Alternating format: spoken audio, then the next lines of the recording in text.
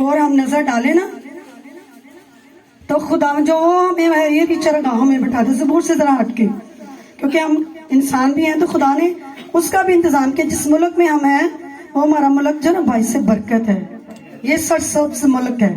یہاں پر ہمیں ریڑھ چراگاہوں میں کیا ہے؟ بہترین پھل ہمارے ملک میں ہیں، بہترین سبزیاں، کپاس، چاول.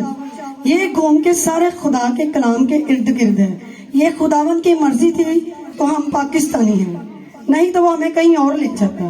تو اگر ہم اس زبور کے اندر رہتے ہوئے بھی چلیں تو وہ میری جان کو بحال کرتا ہے، ہمیں برکت دیتا ہے، ہر وقت بلیسنگز میں رکھتا ہے، اپنی برکتوں سے مالا مال کر دیتا ہے. وہ مجھے اپنے نام کی خاطر صداقت کی راہوں پر لے چلتا ہے.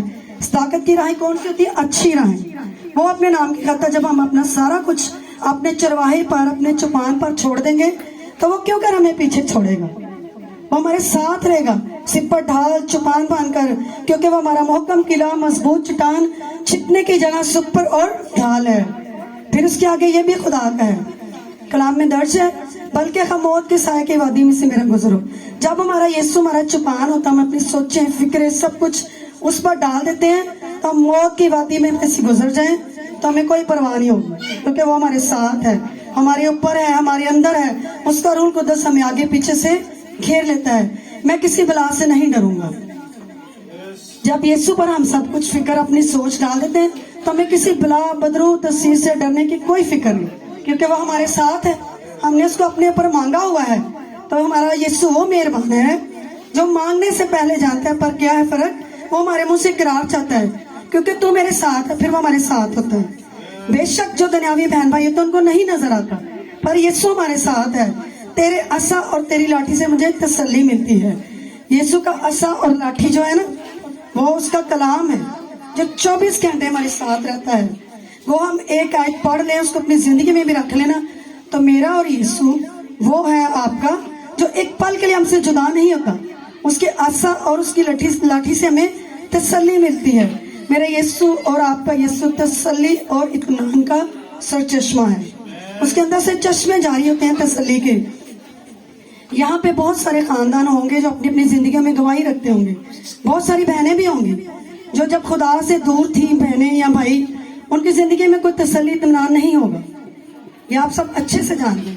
ہر کوئی انسان اپنی زندگی میں ایک پرسنل ایکسپیرینس رکھتا ہے کہ وہ جب یسوع سے دور تھا تو کتنے دکھوں سے بھرا ہوا تھا. اس کی زندگی میں کوئی تسلی، کوئی چین، کوئی اطمینان نہیں تھا. پر جب آپ اپنا سارا کچھ چھوڑ کر اپنے یسوع کو پہلا درجہ دیتے ہیں تو اس کے ساتھ وہ آپ کو کیا دیتا ہے؟ تسلی، اطمینان، چین دیتا ہے. سب کچھ اس کے اندر سے نکلتا ہے، کیونکہ وہ ہمارا چوپان ہے. ایک سارا کچھ وہی کر سکتا ہے جو چوپان ہے اور جس کو ہماری فکر ہے. اس کے بعد کیا ہے؟ وہ ہمارے دشمنوں کے روبرو اپنا دسترخوان بچھاتا ہے. مینس کہ ہمیں روحانی نعمتوں سے مالا مال کرتا ہے. یہ اس کا دسترخوان ہے. تو جب ہم دنیاوی ہو جائیں گے تو پھر ہمیں میری راستوں میں بھی ڈر لگے گا. ہمارے پاس کوئی سپٹ ڈھال بھی نہیں ہوگی تو دشمن بھی ہمیں اچھے سے دبا لیں گے.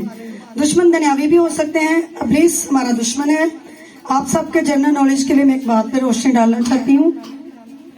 جس کسی گھر میں کوئی بیٹی، بیٹا، بہن، بھائی، بزرگ خدا کے اس کلام کو اٹھا کے کھڑا ہو جاتا ہے نا، اور ابلیس بھی اپنے بازو جو ہے نا وہ فولڈ کرنا شروع کر دے کہ چل ذرا میں تیرے پیچھے ہوں.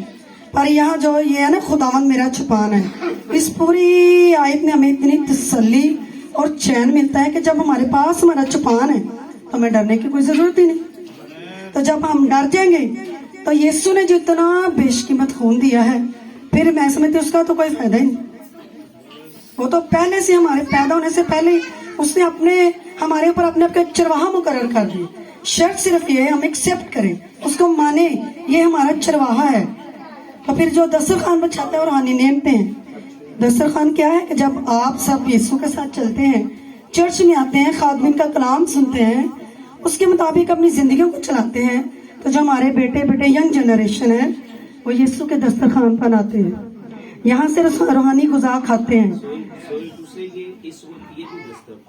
یہ بھی ایک دسترخوان ہے. ہمارے بچے جو آتے ہیں چرچ میں، ہماری بیٹیاں کوائر میں گاتی ہیں، ہمارے بچے میوزک بجاتے ہیں، ہماری بہنیں جو گھر میں ان کے دل میں ایک تڑپ ہوتی ہے जैसे बहनें अच्छे से होता है कि सारा काम करके हम कहीं जाएं, बट जब संडे के दिन आप सारा कुछ छोड़ के इस दस्तरखान पे आते हो तो रूहानी बरकतें आपके ऊपर आ जाती हैं। ये वादा है, तू मेरे दुश्मन के रूबरू मेरे आगे दस्तरखान बिछाता है, उसके बाद क्या है, तूने मेरे सर पर तेल मला है।